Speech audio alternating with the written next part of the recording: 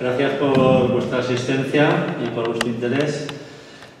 Mi nombre es Carlos Lorenz y junto con mi compañero Emilio Jiménez del Instituto Veres Events hemos estado este tiempo trabajando para montar esta charla porque pensamos que es un tema del que hay poquísima información, prácticamente ninguna a nivel de los grandes medios de comunicación, y consideramos que ya va siendo hora de que la gente se entere de un tema tan poco difundido y a la vez tan importante como es el TTIP. Simplemente quería empezar esta jornada de hoy con unas pequeñas palabras de un discurso que pronunció alguien muy importante en la historia de Latinoamérica, y son las siguientes. Este discurso lo pronunció en la Asamblea General de la ONU en 1972 y os la leo. Estamos frente a un verdadero conflicto frontal sobre las grandes corporaciones transnacionales y los estados. Estos aparecen interferidos en sus decisiones fundamentales, políticas, económicas y militares por organizaciones globales que no dependen de ningún estado y que en la suma de sus actividades no responden ni están fiscalizadas por ningún parlamento, por ninguna institución representativa del interés colectivo. En una palabra, es toda la estructura política del mundo la que está siendo socavada. Las grandes empresas transnacionales no solo atentan contra los intereses genuinos de los países en desarrollo, sino que su acción avasalladora e incontrolada se da también en los países industrializados donde se asientan. Es nuestra confianza en nosotros lo que incrementa nuestra fe en los grandes valores de la humanidad, en la certeza de que esos valores tendrán que prevalecer y no podrán ser destruidos. Este discurso lo pronunció Salvador Allende hace 43 años en la Asamblea General de la ONU y, como veis, después de tantos años las cosas no solo no han cambiado, sino que en cierto sentido se puede decir que han ido un poco a peor. De hecho, para muchos de nosotros el TTIP sería como el golpe de gracia de las grandes políticas neoliberales que están cada día más vigentes o más en boga en todo el mundo, especialmente en Europa y en Estados Unidos, por supuesto. Y lo que pretenden es un ataque directo a nuestros derechos como ciudadanos, como trabajadores, como consumidores y como personas y habitantes de este planeta. Si estáis aquí es porque algo habéis oído del tema, supongo, tenéis una cierta información, una cierta curiosidad, que habéis conseguido información a través de Facebook, Twitter, YouTube, páginas de Internet, porque no hay mucha más disponible. Y no hay más información, como hemos comentado, porque las grandes cadenas de televisión, digamos, son cómplices de ese oscurantismo y no están prácticamente contando nada. Hecha esta pequeña introducción, vamos a presentar ya a los conferenciantes. En primer lugar, hablará Xavier Arrizabalaga, que es profesor de Economía Mundial en la Universidad Complutense de Madrid, es doctor en Economía y licenciado en Sociología, entre otras titulaciones de posgrado, y entre sus numerosas publicaciones destaca su reciente libro Capitalismo y Economía Mundial. Ha aparecido en ocasiones en programas de televisión de análisis político y económico como Foro Apache, La Tuerca y otros. A continuación hablará Adoración Guamán, que es profesora de Derecho del Trabajo y de la Seguridad Social de la Universidad de Valencia, doctora por las Universidades de París y Valencia, licenciada en Ciencias Políticas y directora del Máster en Derecho Electoral y Observación Electoral Internacional, y su investigación se orienta en particular al análisis de la precarización sociolaboral, los efectos de la Unión Europea sobre los derechos sociales y las vías de protección y promoción de los mismos. En la actualidad es secretaria de la Fundación CEPS, directora de la Fundación Europa de los Ciudadanos y militante de Izquierda Unida. Bueno, pues con vosotros os dejo con Xavier Arrizabalaga. Pues yo creo que este te va a funcionar bien.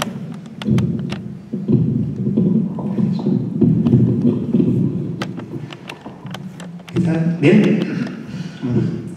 Bona vesprada y muchas gracias. Me iba a animar a decir algunas palabras en vuestra lengua, pero veo que cuando alguien, solo por el hecho de que lleve 20 y tantos años en el poder público aquí y cometa algún pequeño error, automáticamente les echáis los perros, así que me evitaré decir que es una pena para mí no poder hablar en una lengua tan bonita que te parables con tendresa o con revolución. Y paso al castellano para dejar de hacer tonterías.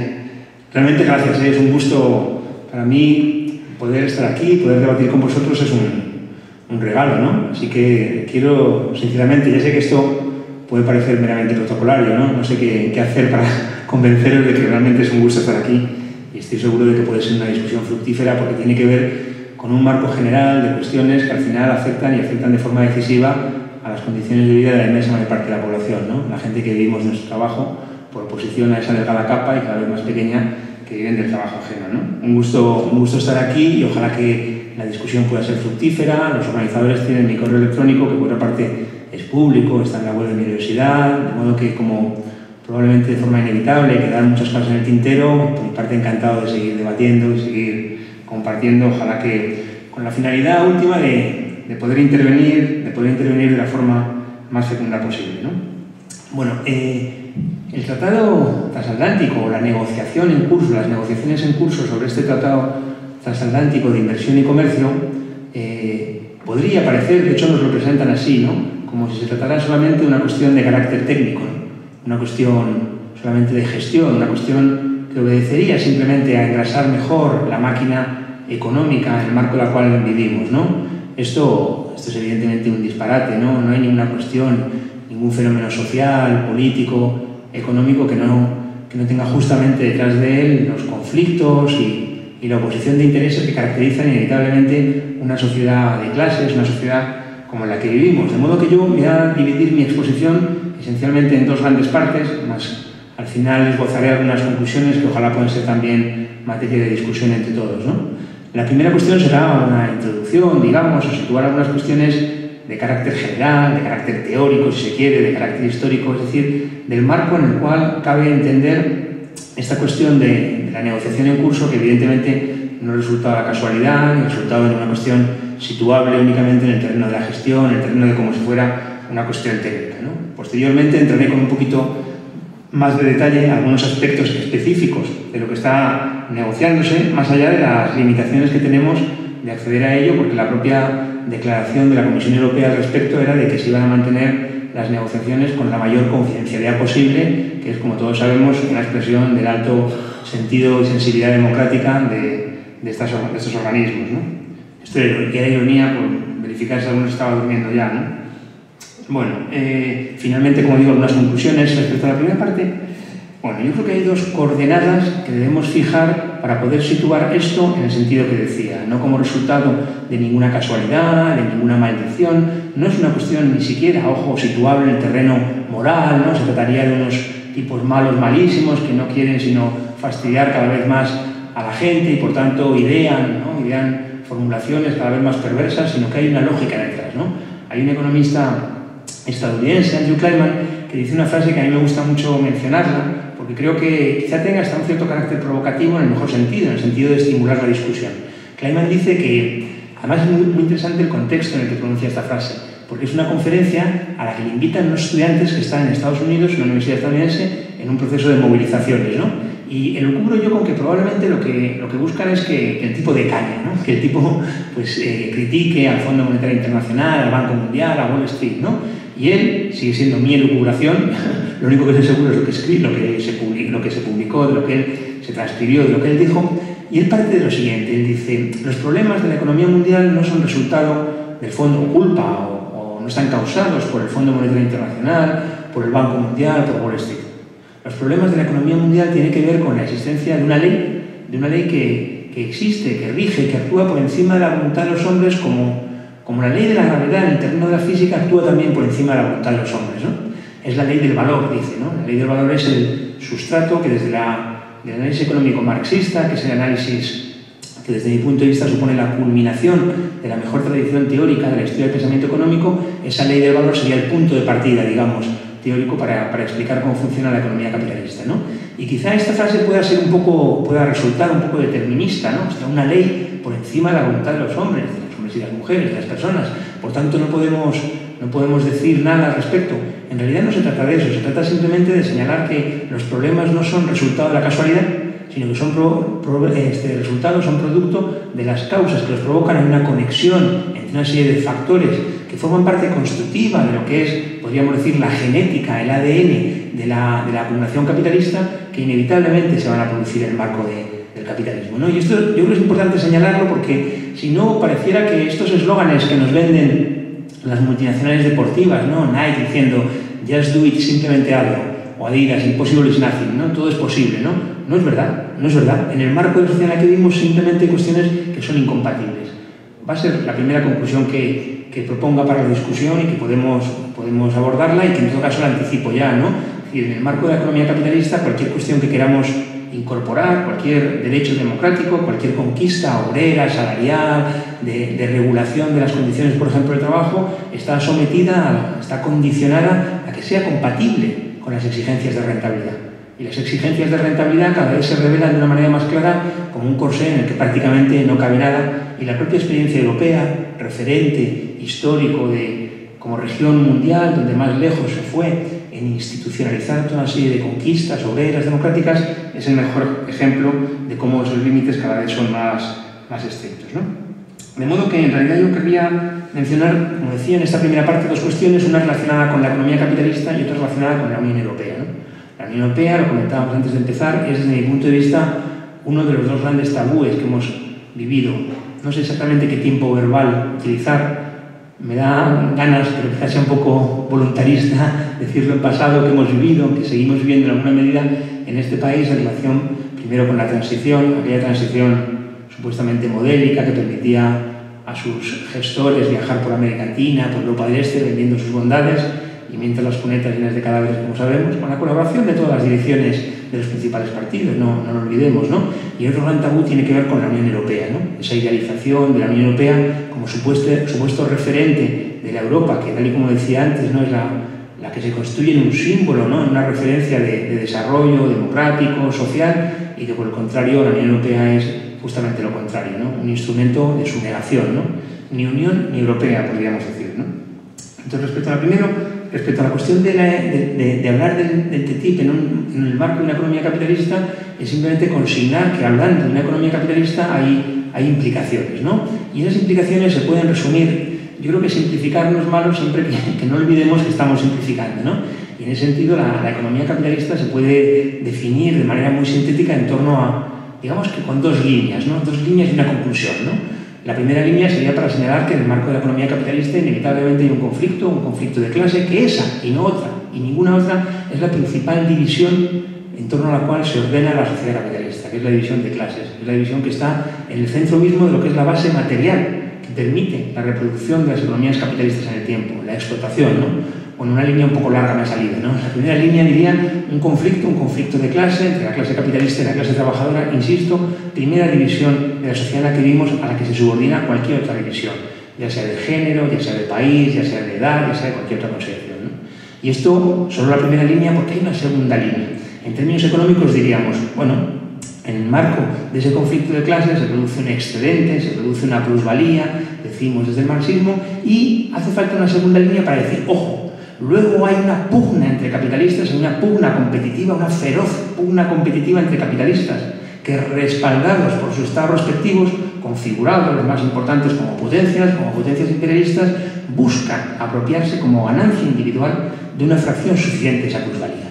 De modo que tenemos un doble eje en torno al cual poder entender lo que ocurre. En primer lugar, el conflicto de clase, pero luego también esa pugna competitiva que de entrada tiene una primera conclusión, y es la de eludir cualquier pretensión de un supuesto capitalismo ordenado, regular, estable, todo lo contrario. Lo que constatamos cada día no es resultado de la casualidad, sino resultado de la propia dinámica de la acumulación capitalista, ¿no? Y sobre la base de esas dos líneas podemos constatar, obviamente con el tiempo que tengo disponible me salto la argumentación, podemos constatar que el capitalismo no es que sea contradictorio, sino que es crecientemente contradictorio. Yo sé que esto de decir crecientemente contradictorio quizás suena un poco apocalíptico, ¿no? A ver si cuando vamos a salir del instituto ya no está el capitalismo ahí, ¿no? Evidentemente no me refiero a eso, sí me refiero a que lo que nosotros constatamos cada día, en términos de que las condiciones de vida de la mayor parte de la población, a pesar de que las posibilidades científicas, técnicas aumentan, cada vez vemos que están retrocediendo y amenazadas de nuevos retrocesos.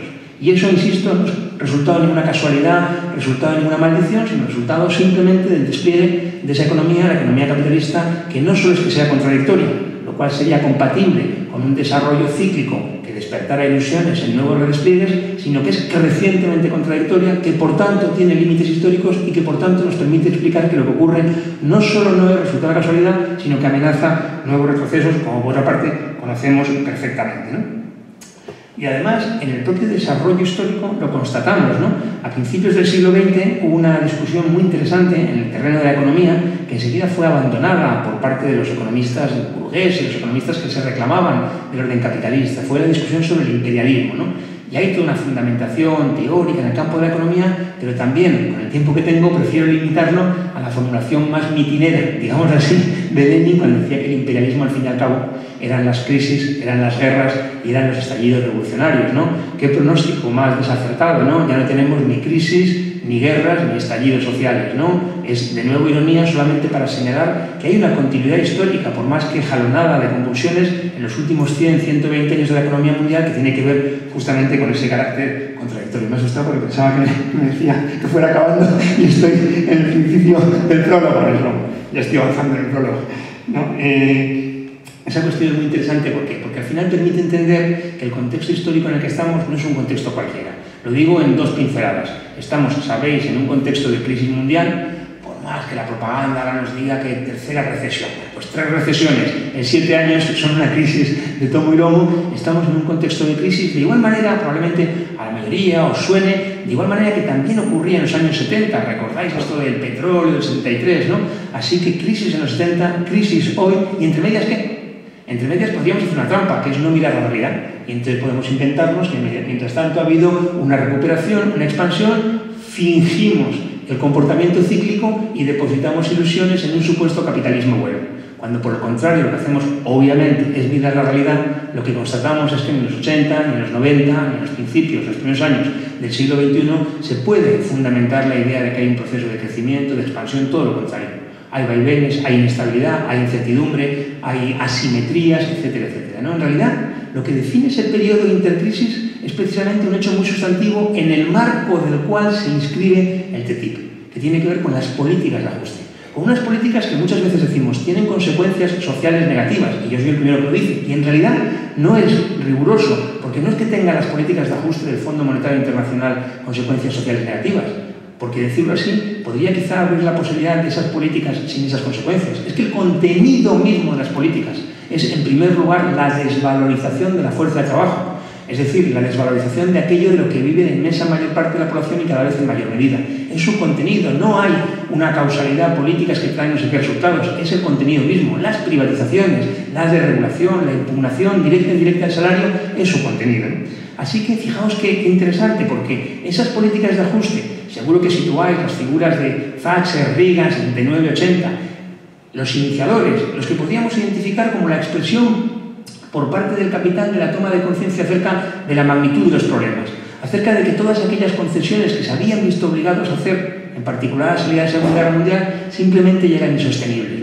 Y Thatcher, Reagan y los demás disciplinando esas políticas de ajuste que, tratando de responder a la crisis de los 70, no hacen sino acabar contribuyendo a que la economía mundial se precipite, desemboque en una crisis más aguda, que es la crisis actual.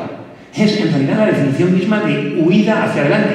Y huir hacia adelante puede parecer medio eufemístico o hasta poético, pero huir hacia adelante no es más que una forma de decir algo así como suicidio colectivo. Te escapas hacia el sitio desde el que te están atacando, ¿no? Crisis, ajuste, crisis para caracterizar el contexto actual y para encuadrar en ese contexto el marco de estas negociaciones. Si esta es la primera consideración de la primera parte, parece lo de Marx, pero de Groucho, la parte contratante de la primera parte. Si esta es la primera parte del primer bloque, que era introductorio, que era el contexto, la segunda tiene que ver con Europa, con la Unión Europea. Y lo he dicho ya al principio, ¿no? Creo que en esto hay un gran tabú, ¿no? Es decir, la identificación, que por cierto, tiene un público muy fiel en España y no por casualidad, ¿no? Al fin y al cabo es verdad que en los años 50, 60, 70 había una diferencia entre la situación económica, política, social en España y otras sociedades europeas en relación con las sociedades de las economías más avanzadas en Europa, ¿no? Pero aquí hay un camuflaje, aquí hay una trampa, aquí hay un fraude, que es la pretensión de que la Unión Europea entroniza, institucionaliza, refrenda, avala esa Europa identificado, como decía antes, en términos de la región del mundo donde más lejos se ha ido en institucionalizar esas conquistas obreras y democráticas, institucionalización que no deja de ser contradictoria. Al fin y al cabo, los estados capitalistas, por definición, su función constitutiva es favorecer la acumulación. Y la incrustación de esas conquistas, de esos derechos, de esas libertades, de esas garantías, no son más que un lastre, o finalmente acaban revelándose como un lastre, ¿no? Que se concedieron, sí, cualquiera, y el capital también preferiría perder el brazo que perder la vida, ¿no? Aquí la metáfora ya se agota porque luego quieren recuperar el brazo previamente perdido, ¿no? Y en ese sentido es muy interesante fijar solamente, muy brevemente, solo como dos coordenadas ¿sí? de contexto, dos momentos históricos. En primer lugar, el inicio del llamado proceso de integración europea, ¿no? El primer gran corpus institucional es 1951, cuando se constituye la Comisión Europea del Carbón y el Acero. El segundo sería el Tratado de Roma, 1957, ¿no? Se constituye la Comunidad Económica Europea y la Comunidad Europea de Energía Atómica, ¿no? Pero claro, fijémonos de una manera elemental, de una manera que salta a la vista, ¿no? Que agrede a la vista, podríamos decir, 1951, ¿no? Es decir, que se gesta ese primer tratado en los últimos años 40, ¿no? ¿Y qué es lo que caracteriza la situación en Europa en la segunda mitad de los años 40? Evidentemente, la fecha de referencia es 1945. 1945, la finalización de la Segunda Guerra Mundial, que señala dos cosas. Dos cosas relacionadas con esos dos renglones en torno a los cuales yo identificaba lo que caracteriza la economía capitalista. Por una parte, el conflicto de clase. La situación explosiva socialmente en 1945, 46, 47 resultaba de la devastación de la guerra. La experiencia de las burguesías europeas de la Primera Guerra Mundial, de la que sale no solo la Revolución Rusa, finalmente triunfante, aunque luego degenerada, sino que sale también la experiencia de la Revolución Alemana, muy distinta, probablemente habría sido la historia de la humanidad si hubiera sido esta la que hubiera triunfado, ¿no? La Revolución Húngara, los estallidos revolucionarios en el norte de Italia, y las burguesías de Europa tienen que contener eso. Pero hay un segundo elemento decisivo en ese momento histórico de la salida de la Segunda Guerra Mundial, que es que la hegemonía ha cambiado drásticamente de manos. Solo hay una potencia hegemónica indiscutible, que es Estados Unidos, que va a ejercer esa hegemonía. Claro, la hegemonía no es un pin, no es una cuestión retórica o anecdótica, ejerce esa hegemonía. Y la ejerce en todos los ámbitos, y la ejerce particularmente a través de dotarse de una institucionalidad internacional que le permite entrar directamente incluso a la tutela de las políticas económicas en los países. El Fondo Monetario Internacional, ese supuesto tercio integrante de la Troika, que hay que decir que no es verdad. La Troika no es un organismo tripartito. Comisión Europea, Banco Central Europeo y Fondo Monetario Internacional. Pero el Banco Central Europeo ya estaba aquí. Y la Comisión Europea ya estaba aquí también. Por tanto, la llamada Troika no es más que el caballo de Troya a través del cual el Fondo Monetario Internacional pasa a tutelar de manera directa las políticas económicas europeas de una forma análoga, como conocíamos que se había hecho desde los años 80, por ejemplo, en América Latina o en África o en buena parte de Asia, ¿no? Entonces, señalo, por tanto, primero esa importancia de 1945. De hecho, en la propia normativa, que esto seguro que lo conocéis, del Plan Marshall, se plantean exigencias que van a conducir al Tratado de Roma. ¿Y el Plan Marshall qué es? Para decirlo con más precisión, es el plan del general Marshall, porque el Plan Marshall era la máxima autoridad de las Fuerzas Armadas estadounidenses en Europa. Y no es un plan para la reconstrucción europea, es un plan para una determinada modalidad de reconstrucción europea, que es aquella funcional a aquellos capitales que tienen la capacidad ya, que actúan ya en Europa más allá de las fronteras nacionales y que son, por tanto, los que se van a ver beneficiados de ese paulatino desmantelamiento de las fronteras económicas en los países que al final no deja de ser expresión, y aquí también tengo dudas si redactarlo en presente o en pasado, de la soberanía nacional, por cierto, único marco en el que puede haber elementos democráticos en una sociedad capitalista, ¿no? Y en realidad ya lo he dicho, partíamos de 1945 y nos situamos en la crisis, pero antes hay otra fecha, y con esto paso enseguida al TTIP, ¿no? Que es 1986. Y si 1951 estaba muy cerca de 1945 y por tanto no podía ser explicado descontextualizadamente de la salida de la Segunda Guerra Mundial, 1966 está muy cerca, antes lo dije, 79, 80, Thatcher, Reagan, y por tanto no puede ser entendido desconectadamente del momento en el cual se comienza a teledirigir lo que podríamos llamar la mundialización, sí, pero la mundialización de las políticas de ajuste. ¿Y esto por qué? Porque en 1966 se inicia un fenómeno muy relevante que es justamente lo que constituye en la forma que la conocemos actualmente la Unión Europea. Es el Acta Única. El Acta Única que formalmente habla, seguro que Adoración lo puede explicar mejor, habla de la plena libertad de circulación de las mercancías, prácticamente existía, de las personas, hoy cuestionada, con sentencias en el Tribunal Supremo alemán que, por cierto, limitan que esa circulación de personas, de trabajadores, sea real, pero sobre todo, el Acta Única lo que plantea es la libre movilidad de capitales, el libre movimiento de capitales. Y hay que decirlo con claridad, que el libre movimiento de capitales es incompatible con cualquier pretensión democrática. Con cualquier pretensión democrática. Y lo hemos conocido en Europa.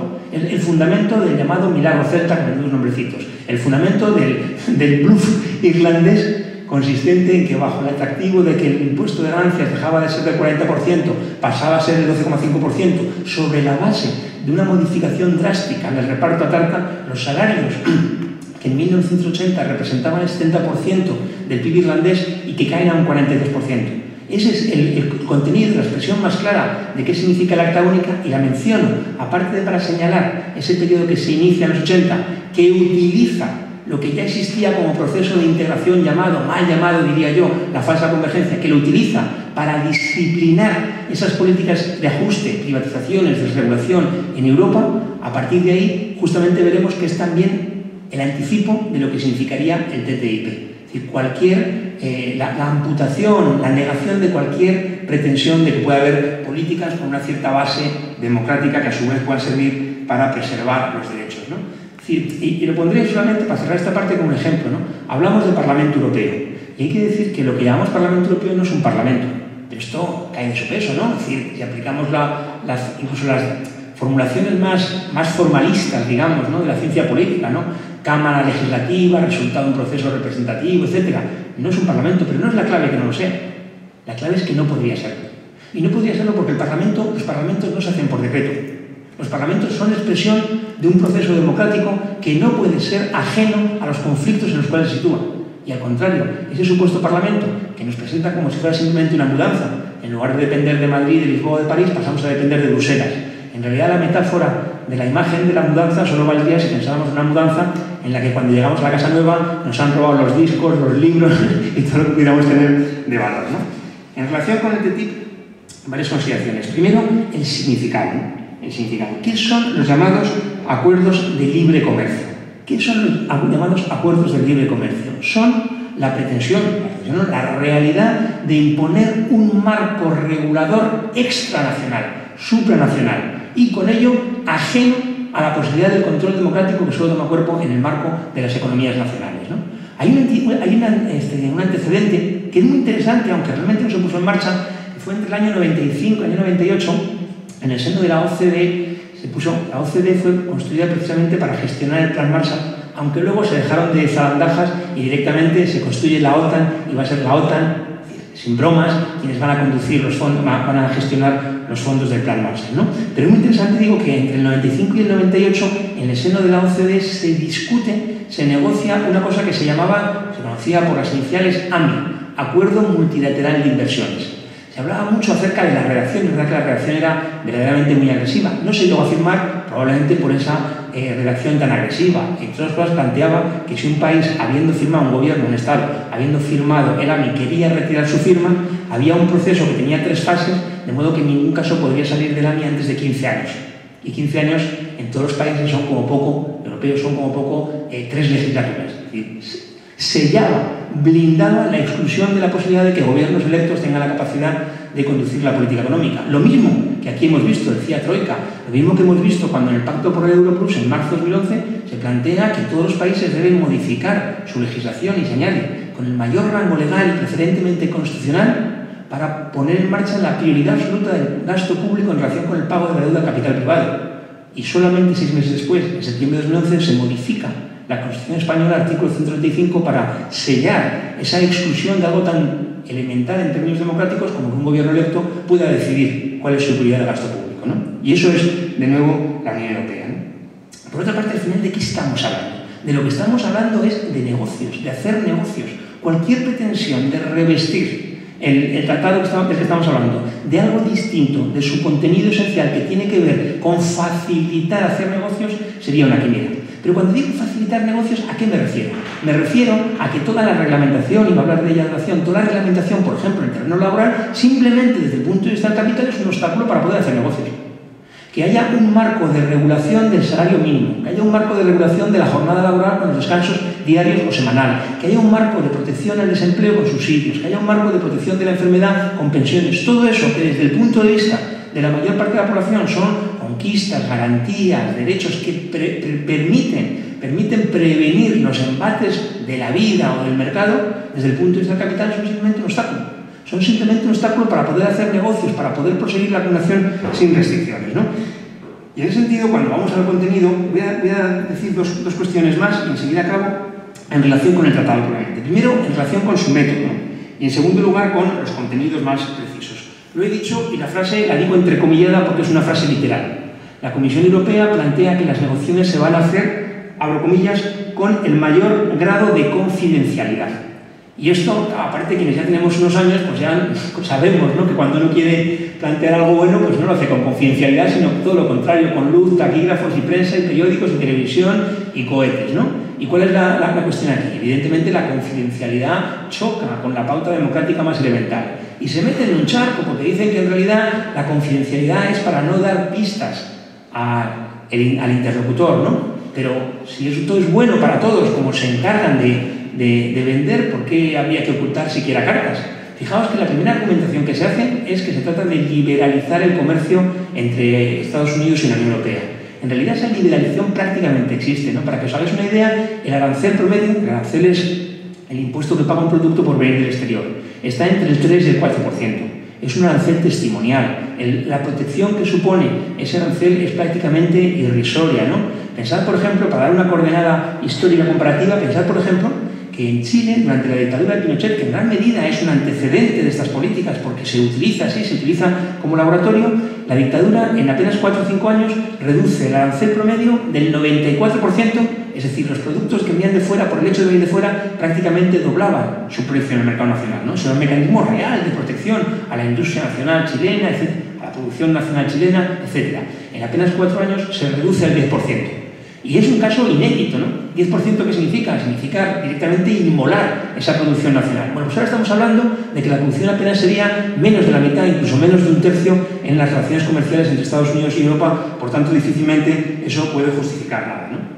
Hay una serie de datos que son interesantes porque a veces incluso la propia redacción llama la atención, ¿no? Porque redactan de una forma que realmente hace pensar que nos toman poco menos que por si fuéramos tontos, ¿no? En la forma de plantear precisamente esa visión idealizada, ¿no?, de lo que está en juego, siendo que lo que está en juego es ni mucho menos son cuestiones menores ni nada por el estilo, ¿no? Por ejemplo, cuando plantean cuestiones en relación con que se trataría de abrir espacios para unas mejores condiciones de prestación de servicios en ámbitos como la sanidad, como el consumo alimenticio, etcétera, etcétera. Sobre la base argumental siguiente, se trataría de evitar las rigideces que plantean las normativas. Pero ¿las normativas son rigideces? ¿Es rígido que uno no pueda comprar medicamentos en la gasolinera o en el comercio de la esquina? ¿Eso es una rigidez? Claro, desde el punto de vista de poder hacer negocio también con la intermediación de los productos farmacéuticos, sin duda que es una rigidez. Sin embargo, desde el punto de vista de la garantía, que para consumir ciertas cosas, ciertas drogas, en este caso las drogas farmacéuticas, haya el blindaje de que debe estar sometido a que la propia venta es quien está habilitado legalmente, justificando una formación, etcétera, etcétera, no es una rigidez, es una garantía, ¿no? Al final siempre se oponen los elementos que tienen que ver con el negocio, con los elementos que tienen que ver, como decía, con los derechos, las garantías, etcétera. Veo regular y con esto al menos, ¿no? Pero más o menos me lo sé, ¿no?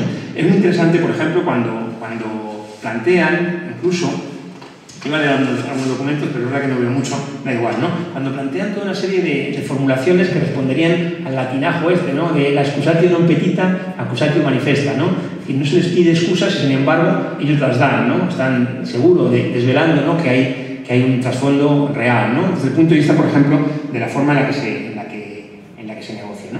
Hay un dato muy interesante, para el caso español, que fue justo hace un año, precisamente y lo comentábamos antes, ¿no?, la creciente sensibilidad, el creciente conocimiento acerca de que estas cuestiones no son retóricas, no son técnicas, sino que afectan decisivamente a nuestras vidas, a nuestras condiciones de vida y particularmente de trabajo, que fue la reivindicación de que hubiera un proceso público de debate, ¿no? ¿Y sabéis cómo lo cubrieron en el caso español? En el caso español lo cubren con una reunión que tiene lugar el 17 de marzo de 2014. ¿Y quiénes están presentes como representantes de la sociedad, de los trabajadores en esa reunión? Como representantes por parte española están la COE, es decir, la organización patronal, y el Real Instituto Elcano. Para caracterizar lo que es el Real Instituto Elcano, os propongo una tarea que es muy sencilla. Entrad en la web y mirad, siempre, quién paga. Mirad quién es el patronato, mirad por quién está configurado. Está configurado fundamentalmente por el gran capital bancario y de las grandes empresas españolas, ¿no? Y son esos los que reciben. ¿Y qué dicen? ¿Qué opinión van a dar? Van a dar la opinión de que efectivamente bienvenido sea desmantelar todo lo que para ellos, como decía, son obstáculos, ¿no? Por una parte está la cuestión laboral, que evidentemente ocupa un lugar central y por eso además en este propio acto se va a resaltar, ¿no? Pero yo quiero resaltar que no solamente es la cuestión relacionada con la desregulación laboral, que es la impugnación de esos derechos de los que hablaba, sino que es la desregulación del conjunto de la actividad económica, ¿no? Esa idea del Tratado Transatlántico de Inversión y Comercio, que en realidad lo que plantea simplemente es la barra libre. Y nosotros sabemos, valga la broma, un viernes por la tarde no sé qué es, de que la barra libre al final suele llevar a que se bebe más de la cuenta. La barra libre aquí va a llevaría inevitablemente a un mecanismo de cuestionamiento de la situación vigente, que no es idílica, pero esto es muy importante, debe ser preservada en la medida en que supone conquistas, ¿no? Y en ese sentido podemos debatirlo posteriormente, porque yo creo que políticamente hay un gran riesgo que a menudo se presenta, y lo digo abiertamente, ¿no? Por esas posiciones ultraizquierdistas que luego, curiosas y significativamente, suelen coincidir con las más reformistas, ¿no? Que plantean que, total, para lo que hay, mejor tirarlo a la basura, ¿no? Y esto de que cuando el niño está sucio se le baña y luego se aprovecha con el momento de tirar el agua sucia para tirar también al niño, es un elemento muy peligroso, ¿no? Lo vemos, por ejemplo, en la enseñanza estos días, ¿no? Por cierto, la enseñanza que también sería objeto, claro, de este tratado. Y, por tanto, si ya hemos asistido a un escenario dantesco en las últimas semanas, resultado de esto que seguramente conozcáis, el decreto del 30 de enero pasado, donde el gobierno, ese gobierno moribundo, pero que mientras casi todas las direcciones de subvenciones nos dicen que el diálogo social o votarnos dentro de no sé cuántos meses, mientras tanto este gobierno moribundo sigue liquidando derechos y abre un escenario perverso en la universidad, desreglamentando los títulos y por tanto abriendo la posibilidad de que haya títulos de primera, de segunda y de séptima, desvalorizando la formación, encareciéndola, abriendo más espacios para la privatización, que creo que además aquí mismo tenemos en el vecindario una expresión de esa privatización en la universidad, ¿no? Son los servicios financieros. El tratado contiene un apartado, una cuestión importante que no he mencionado. No es fácil evaluar lo que se está negociando porque las sucesivas rondas negociadoras, las publicaciones que hace la Comisión Europea, son publicaciones que en prácticamente cada punto lo que dice es que se van a presentar nuevos documentos, pero no dice el contenido.